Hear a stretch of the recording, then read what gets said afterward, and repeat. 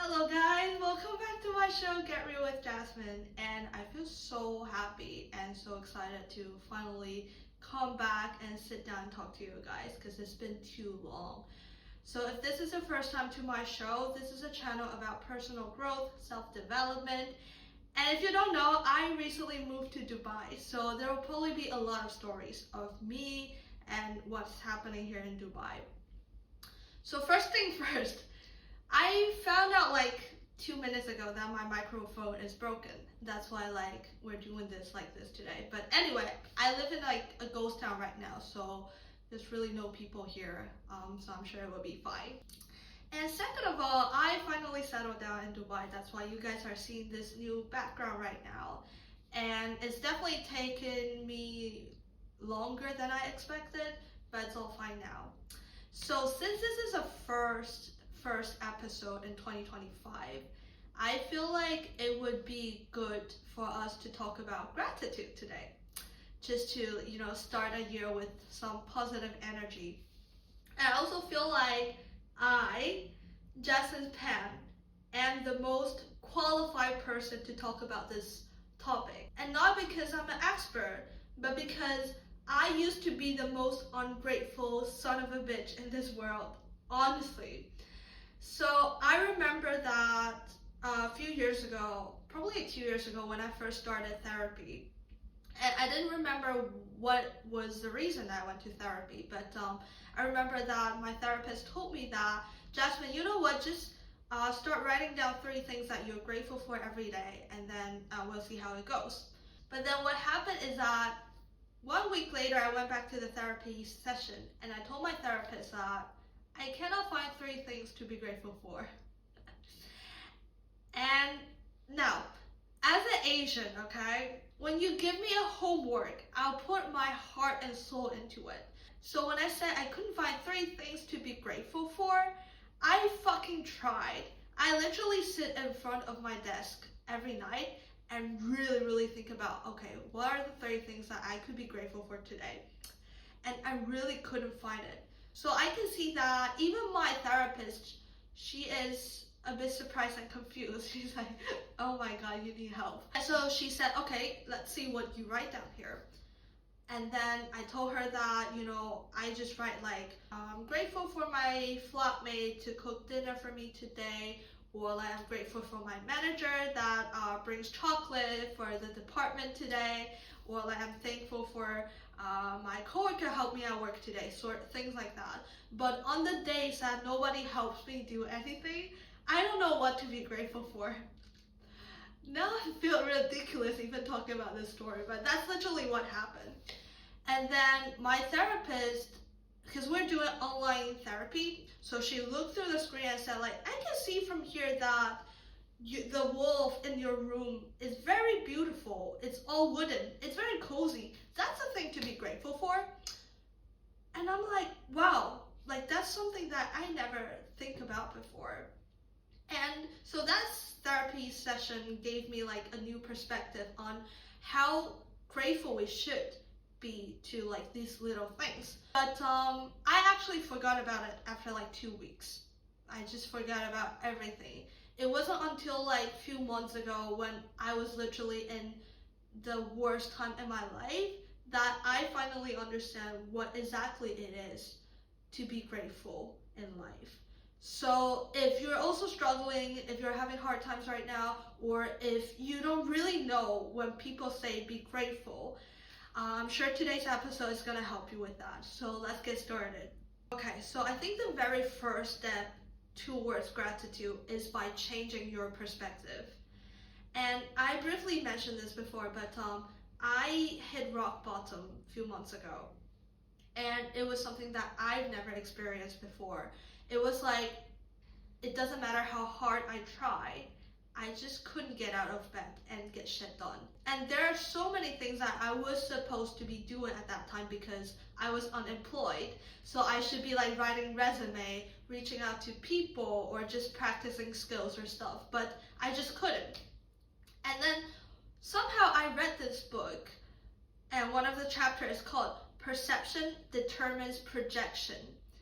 And at that time I didn't know what the fuck that meant, but I was like, I'm not doing anything, so let's probably just give it a try.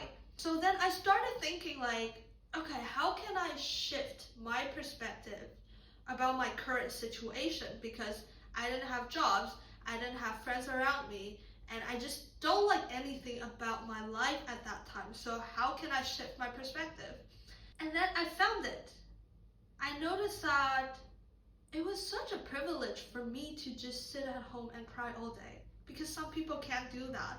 Some people, even though they're very, very sad, even though they're struggling, they still need to push themselves out there to go to work every day, because probably they have a family to feed, they have rent they need to pay. But I can. If I don't want to do anything, I can just stay here and rot, and I can still survive well, you know? And that for me is a turning point, because that was the very first time that I realized maybe I have something, maybe I have a lot already. So I started to practice this every day. And then I think a few days later, I strained my neck when I was stretching. And it was painful that I couldn't sleep at night. It hurt so much, and I couldn't like film videos and stuff. So then I was like, okay, how can I shift my perspective on this? Come on, tell me. And then I found it again. I was just like, well, now I cannot focus on my physical health. I have more time to practice and work on my mental health. So like I can start meditating more, I can start journaling more and whatever. And you know what? That actually become one of the biggest gifts I had during that time, because I was meditating so much. So I was like more connected with my inner self. And that's my message here, guys. Like, life is a constant struggle. But I guarantee you that it doesn't matter how deep of a shithole you're in right now. It doesn't matter how depressed you are right now. But if you really tried, you can always find a different perspective to look at the things right now. Because everything has two sides. But if you're like me before, if you're so used to this ungrateful thinking, you really need to start practicing it. Like, if your relationship just ended, okay, treat it as an opportunity for you to learn how to be alone. Treat it as an opportunity to spend more time with your family and with your friends. Or like, if you just lost your job, if you just got fired, or if you're looking for a job, appreciate this free time that you can finally have this opportunity to go to some restaurants that is usually very crowded on weekdays. You know, like these are all like a different perspective to look at things. Especially I remember when I was looking for a job at that time. My friend told me that, Jasmin, you have to try to enjoy this free time, because once you start working 8 hours a day, you will be so busy that you wouldn't have time to like probably eat properly, you wouldn't have time to go like regular workout and stuff. So job will come eventually, but you have to try to enjoy this time. And you know, like we can talk a lot about job search and stuff, but my point here is that if you can always try to see the good and bad situation, you'll find out that you'll be fine in any situation and nothing will be too scary for you to handle. And you know, I was watching Kevin Hart's interview the other day. You guys know who Kevin Hart is, right? So he was saying that his entire mindset changed after he survived from a deadly car accident. Because before the accident, he was always so focusing on his career. He was trying to sell as many tickets as possible for his stand-up comedy, or he's just trying to, you know, do as many things as possible and being the number one in his field. But after this accident, he was like, I became so grateful. I wake up every day, and this is literally what he said. He said, thank you my toes, thank you my fingers, because he could have lost it in that accident.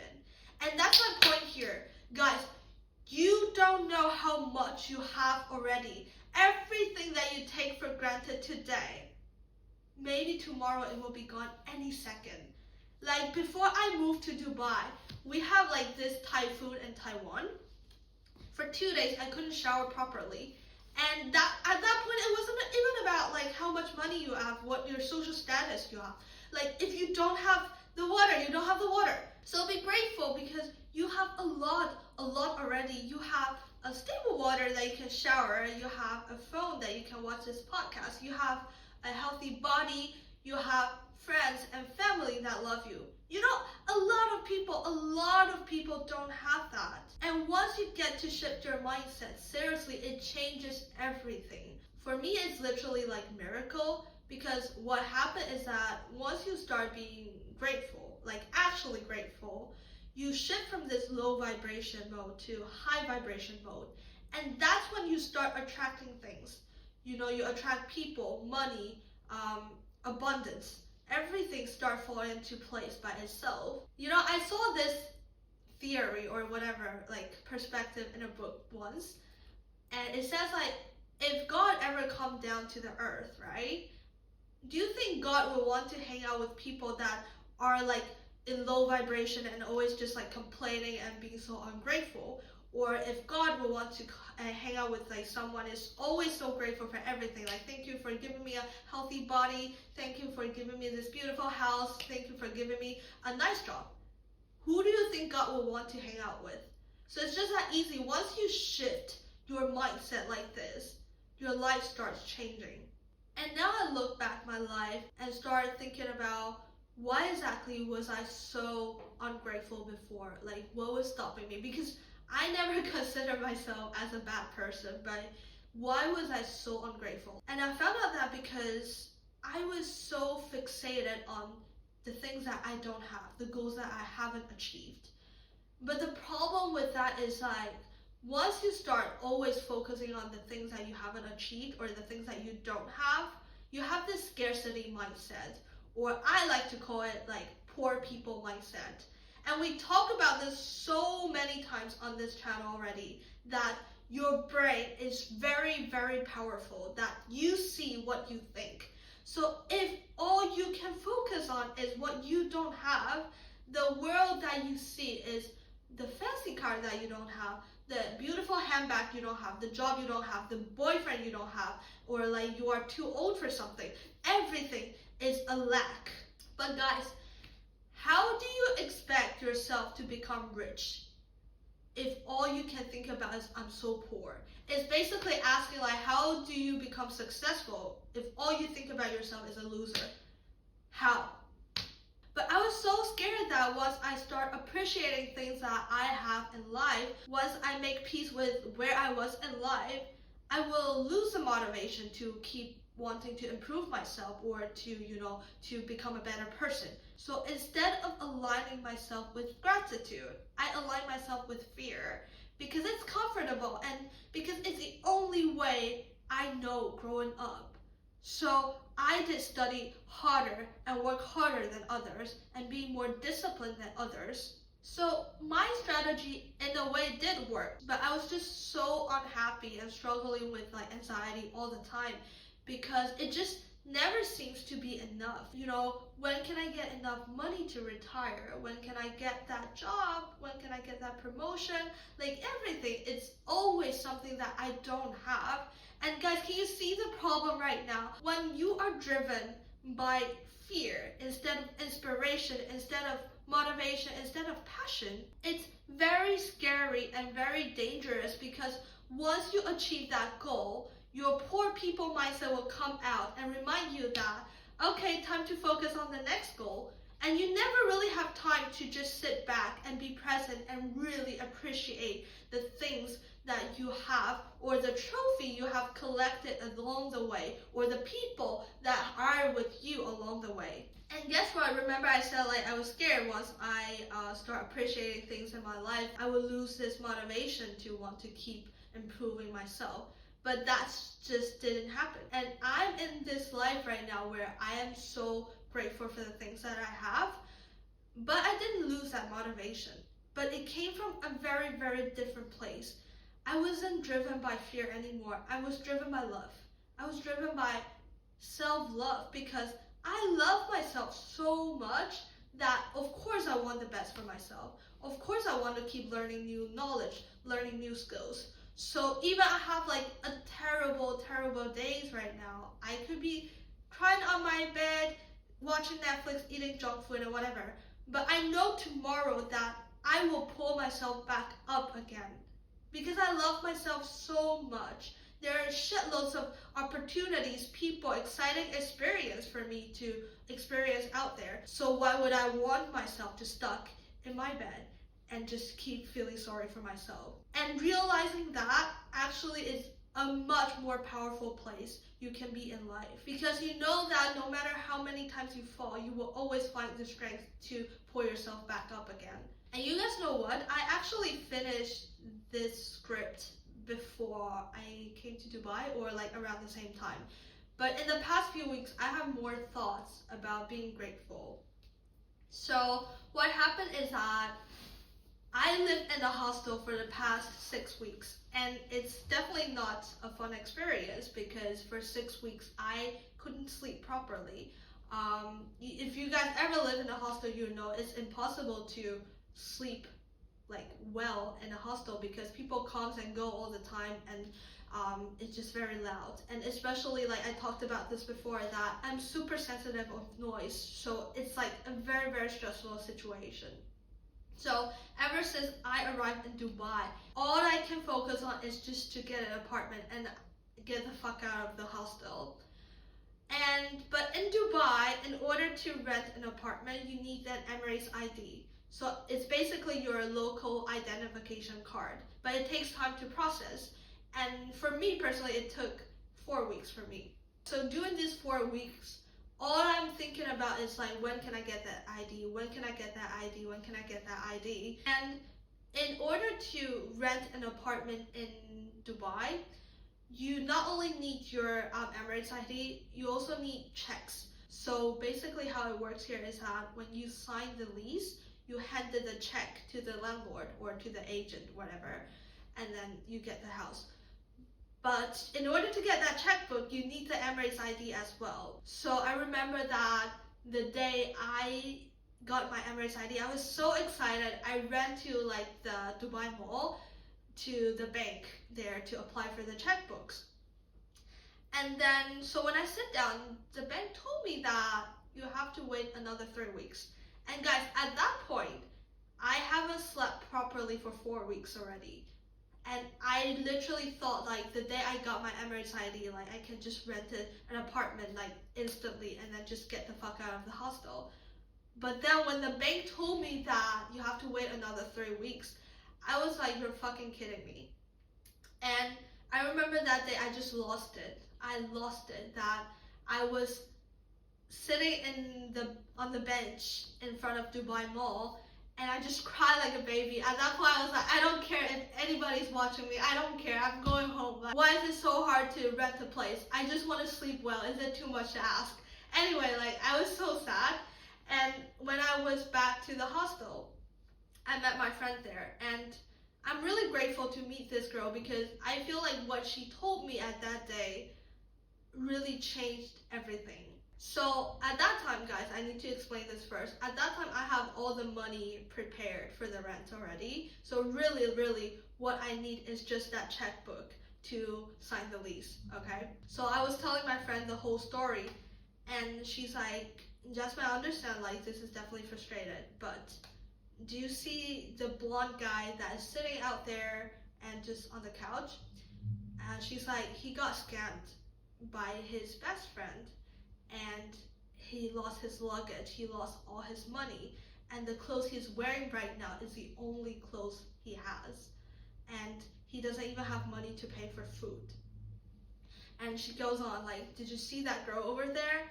She has minus in her bank account. She couldn't even afford this hostel anymore.